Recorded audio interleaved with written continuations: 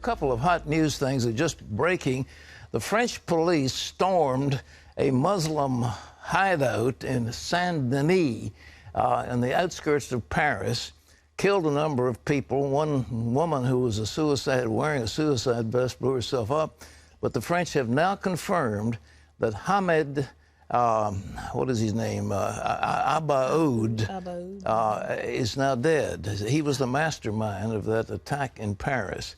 We also understand that on the border, the southern border of the United States, eight Syrians were arrested, detained, who were attempting to come into the United States. So they've now gotten all the way from wherever they came from, and they're in here. And we also understand our friends at the TSA screwed up again.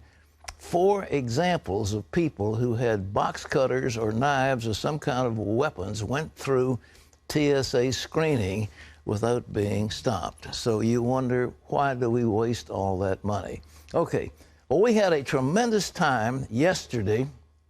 Regent University has been hosting some of the candidates for Candidate Forum and Fora, I guess it is, and they have done a superb job. Yesterday, it was a guest who's been a dear friend of mine for many, many years. He's a successful governor of a major state. He was overwhelmingly reelected, and now he is running for the highest office in the land. His name is John Kasich, and I spoke with him at the Regent University Forum, which is part of a series that we're conducting at Regent. And here are some excerpts coming up. Well. In his opening remarks, Governor Kasich wasted no time in getting to the news of the week. The ISIS attacks on Paris, he said, are an attack on us all. We need a significant coalition, a coalition of our friends in Europe, a coalition that would include our people who see things in a lot of the same ways we do in the Middle East, that we would join together and move immediately to destroy ISIS where it exists. We cannot wait any longer. You either pay me now or you will pay me a lot more later. And it's time for the United States to assume leadership. While the world's response to ISIS dominated his short talk, he also emphasized a strong economy, paving the way for Pat Robertson's opening question. Tell us about that Ohio miracle. How in the world did you do it? I was in Cleveland. That place was run down, something awful, and now you've got a stable credit rating, you're paying off your bills. How'd you do it? We were running an $8 billion deficit, Pat. People said you had to raise taxes, our credit was going down the drain. I said, raise taxes. If Pat Robertson and I own a restaurant and we don't have any customers, and I say, Pat, why don't we just raise our prices, you'd laugh at me. So what we did is we demonstrated, we went through all the programs, we made them work better, and some we got rid of. We restrained spending, we cut taxes, and today we've gone from an $8 billion hole to a $2 billion surplus. We've cut taxes. Kasich says the first thing he'd do as president is to focus on jobs by cutting taxes for both individuals and corporations. He'd also move to cut federal spending with plans like this. And, by the way, get rid of some of this really crazy regulation. We should freeze all major regulation for at least 1 year, and we need to begin to institute common sense. This week, Kasich moved to halt the flow of Syrian refugees to the Buckeye State, and he has taken not-so-subtle jabs at President Obama's action, or lack of it, in the wake of the Paris attacks. The president said that ISIS is the JV team. He has said just recently that it has been contained. He said it just before the attacks in France. Would you like to comment on the conduct of the foreign policy of the nation in the last few weeks? Well, you know, what's astounding about it is created vacuums that are being filled by others, and people have learned to not trust the United States, our friends. A perfect example of that is the red line in Syria, where we said that we would go, and then we just walked away. Here's, I believe, the way it works. First of all, the United States is the convening nation. We are the strength of the free world. If I were president, I would be in Europe, and I would be convincing them, and I don't think it would take a lot to convince them that their very way of life and their very existence is at risk. And we need to work jointly to destroy the threat. Do you think Article 5 of the NATO agreement, which says if one nation is attacked, they're all attacked and all should come to the aid of the one, should we come in right now as the United States and go beside France and help in this crisis? And I was the first one to call for using Article 5. Today, the French basically said we're going to work with our European allies. They did this almost when we were dealing with Yugoslavia, then they ultimately turned to us. So I think we need to make it clear to the French, anything you need, anything you want, we stand shoulder to shoulder with you. In addition to France, Kasich told Robertson the U.S. should arm the Kurds fighting ISIS and bolster its support for Ukraine in the midst of a protracted conflict with Russia. The Ukrainians have had a long history of suffering, and people have tried to blot out their history, and all they want to do is to fight for themselves. We've got to give them what they need. We don't have to put troops on the ground. This is a case where they will do what they need to do in their own interest. Just give them the help. And that sends a message to all those nations in the eastern part of Europe, you know, who struggled for so long to be free. And, you know, the other nation that has taken advantage of us has been the Chinese, with cyber attacks, claiming they own the South China Sea. You know, I mean, this cannot be tolerated. They can compromise our command and control centers and cripple our military unless we do something. Do you think we've done enough to set up the firewalls we need? I don't think we have. I think that we have not been in a position of where we have had a strong policy. Again, I think the administration believes that through accommodation, somehow things will work. Through accommodation, these problems will go away. And accommodation creates vacuums, and vacuums create doubt, and then the enemy decides to fill the vacuum. And Pat, you know, I've got two daughters that are almost 16 years old, and I wonder what kind of a world they're going to have. And frankly, it's kind of why I'm running for president, for my daughters, and for the fact that I have the experience to know how to not only reinvigorate the economy, but to reform and handle foreign policy and the rebuilding of our defense. Let's talk about that agreement that was just signed with the Iranians having to do with nuclear, well, the whole nuclear program of the Iranians. They scoffed at us right after we signed it. That has not been ratified by the Senate. If you were president, would you cancel that deal? Well, Pat, I would certainly hold the Iranians accountable and make sure that our allies know that any violation of that means that we as a group slap those sanctions on that brought the Iranians to the table. You know, I really believe in multilateral action. I don't want to signal anything 15, 16 months ahead of an election. But what I will tell you is any violation of that agreement, even if we need to move unilaterally to slap the sanctions back on, we should have to do it. And if we find that they're developing a nuclear weapon and we know where it is, that's not acceptable. Now, you know, you run for things, you got to be careful about the way you communicate. You know, walking around and talking about blowing things up are really for the amateurs. But, you know, as somebody said to me, if you have a no-fly zone, would you shoot a Russian plane down? And my response is, if I have a no-fly zone, you can fly into my no-fly zone the first time and probably fly out. But if you fly in a second time, you're not going to be flying out. Now, the same message gets communicated, but leaders have to be steady, calm, determined, and mature. It's a big message in the Kasich campaign right now, and indirectly tears down fellow candidates like Donald Trump without naming them. As an executive of a state, I have been involved in a number of things over the last 5 years. School shootings, the threat of Ebola, horrible storms that put people at risk, many other things. A water crisis that knocked out the water for 3-4 days in the city of Toledo. You learn over time that you have a strong hand, but people need to see strength. They need to see that you're in control. and they need to know that, that you have the inner strength to do what needs to be done. Jumping, jittery, inflammatory, it's not the way that you lead. You know, you think about the Reagan model, and it's really pretty simple.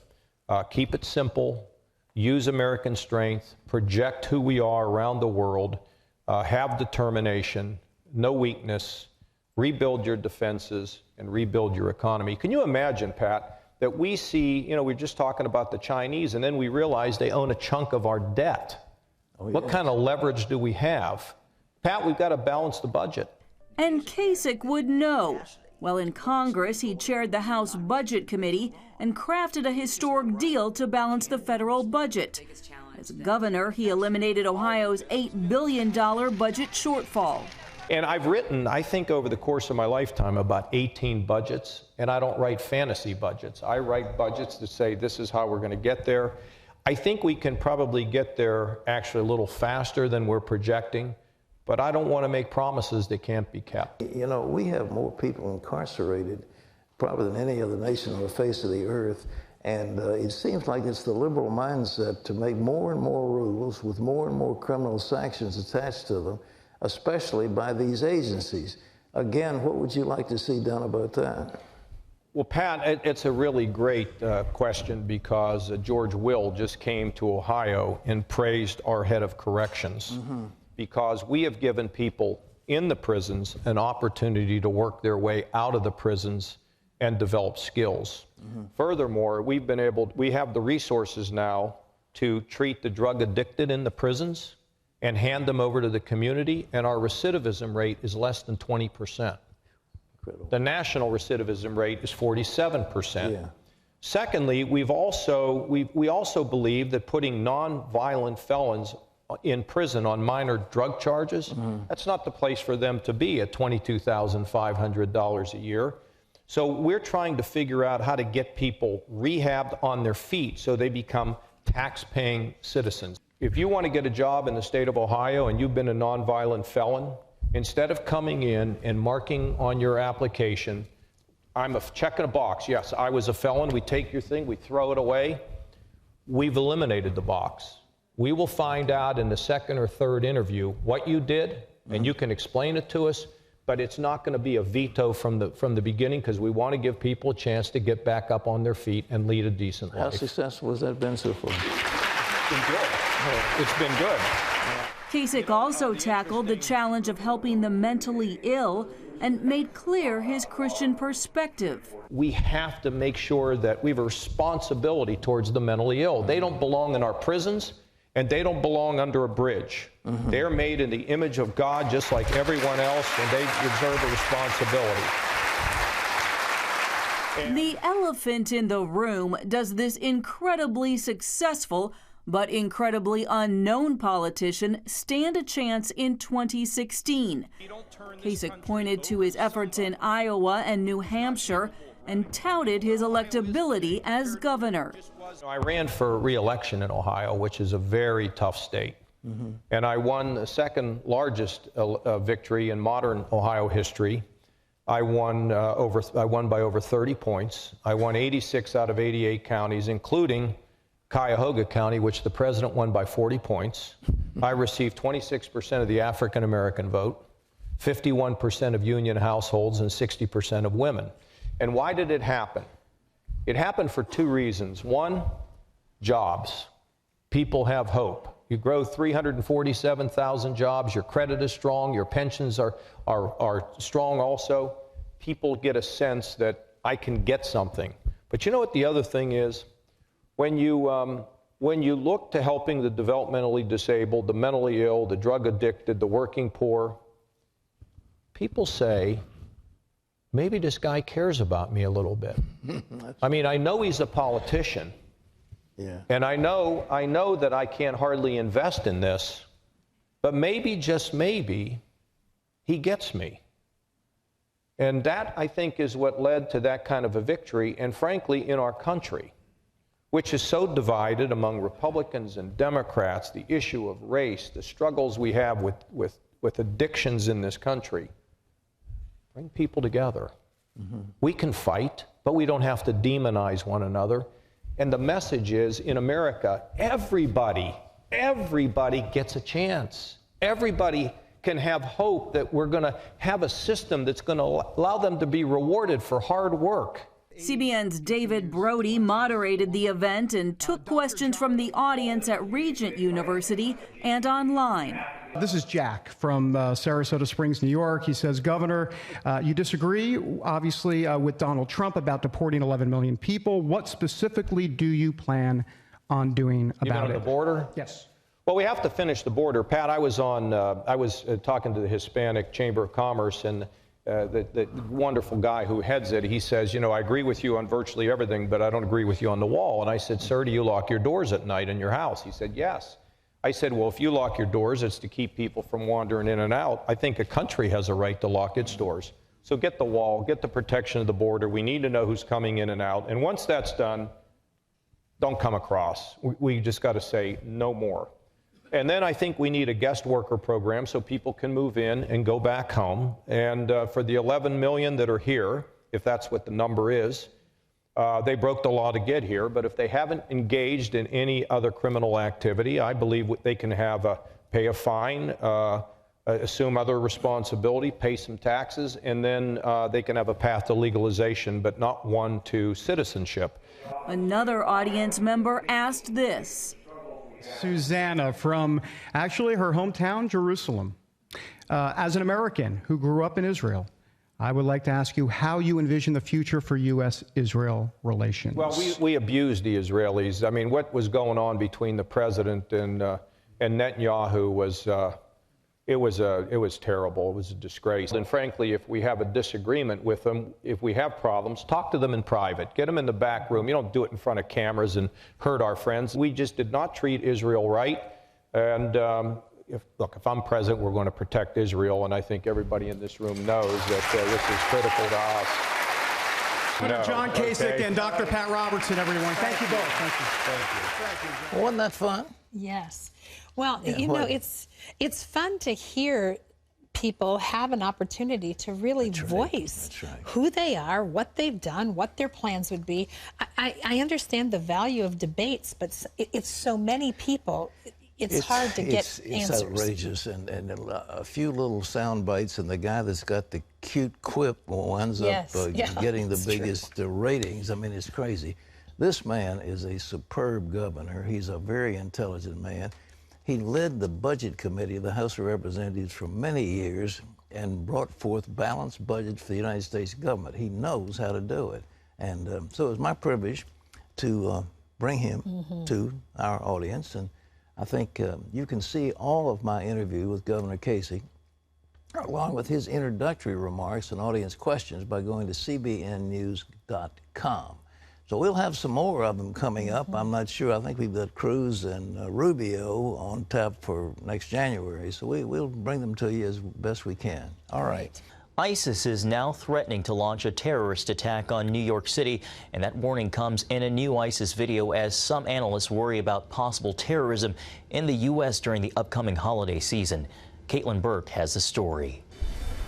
Defiant in the face of terrorism, New York City's mayor and police commissioner stood together in the middle of Times Square Wednesday evening, vowing that while they'll take necessary precautions, their city will not live in fear. To make very, very clear that the people of New York City will not be intimidated. A new ISIS propaganda video brags about the Paris terror attacks and shows images of New York City, bombs, and suicide bombers preparing for an attack. This only 48 hours after a similar video threatening our nation's capital. We have more police in the District of Columbia than any city in the United States. They have assured me that they're at an even higher level. U.S. intelligence officials warn that while they're doing all they can to prevent an attack here at home, the growing number of radicalized Americans inspired by ISIS are stretching their resources. In an exclusive interview with CBN News, Morton Storm, a former jihadist turned spy for the CIA and M16, says an attack during the holiday season is very likely. I have a feeling that, or a bad feeling that, and I do hope I'm wrong, but it's going to either be in this holiday in America or it's going to be for Christmas. people are opportunists, or those kind of terrorists are opportunists. They are the intent to create fear in people's heart.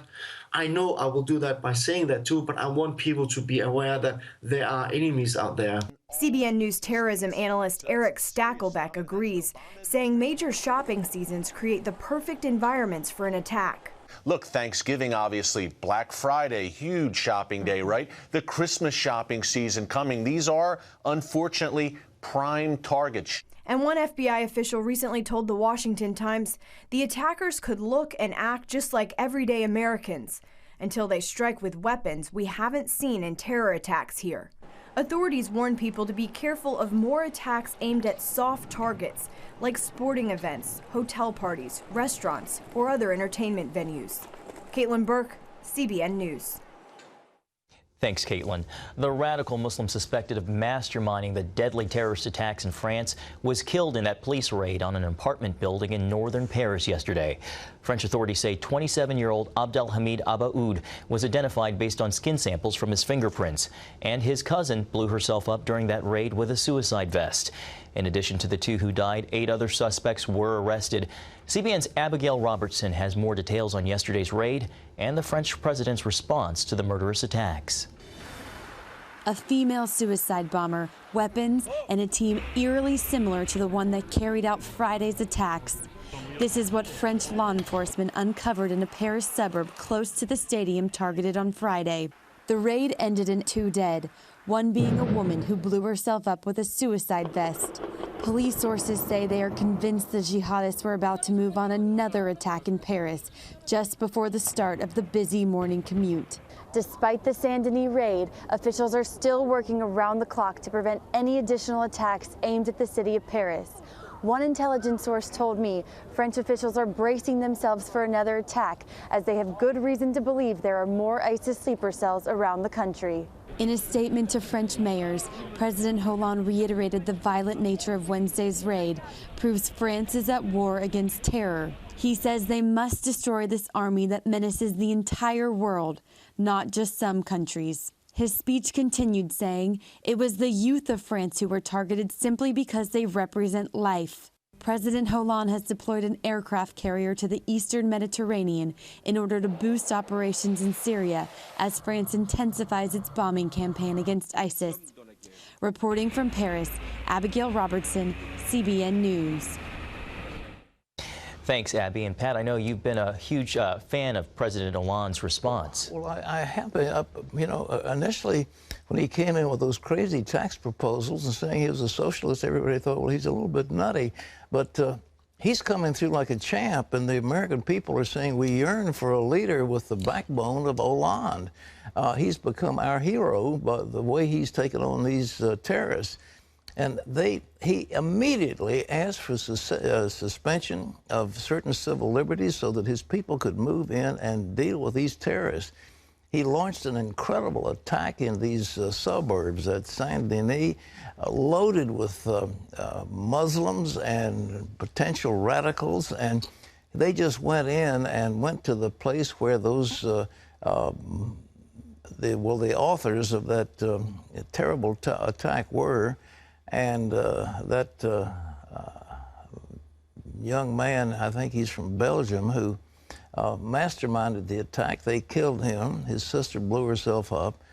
But they're confirmed. But anyhow, Hollande has done a great job. And then he said, you're not going to fool with us. And he starts launching air attacks against ISIS, sends an aircraft carrier over there to bolster the air attack. But, you know, there's an Article 5 of the NATO agreement that somehow he hasn't invoked. And as I was mentioning with John Kasich, we need to get alongside Hollande and say, here we are, you know, here we are, here are our forces, you know, we are ready to be with you. So far, the president hadn't done that. He hates to name this as Islamic terror. He won't do it. It won't come out of his mouth. He talks about JV team and ISIS is contained and all that nonsense. And then the latest one, ladies and gentlemen, the latest one, he's making fun of Republicans. Are they scared of little 3-year-old girls coming across the border? Can you imagine anything as insane as that? They caught 8 coming across just yesterday from Mexico, and these were all full-grown adults. And the vast majority of the people coming in from Syria and those immigrants are all adults. And ISIS has already said, we will infiltrate those migrants. Where does the president come off making fun of people who think that they're a threat? But he laughs at them and says, well, the Republicans are scared of a few announcers or moderators on debates, and they're also scared of 3-year-old girls. That's not the way for a commander-in-chief to draw the nation together. But Hollande did it. He stood there and said, we're under attack. We have been attacked. It is a war against us, and we're going to mobilize everything in our power to make sure these people are killed. And he went after them, and they have been killed. And that was the way to handle it. So our hats are off. I didn't agree with his economic policies. I didn't agree with his draconian taxes, but I certainly salute his defense against terror.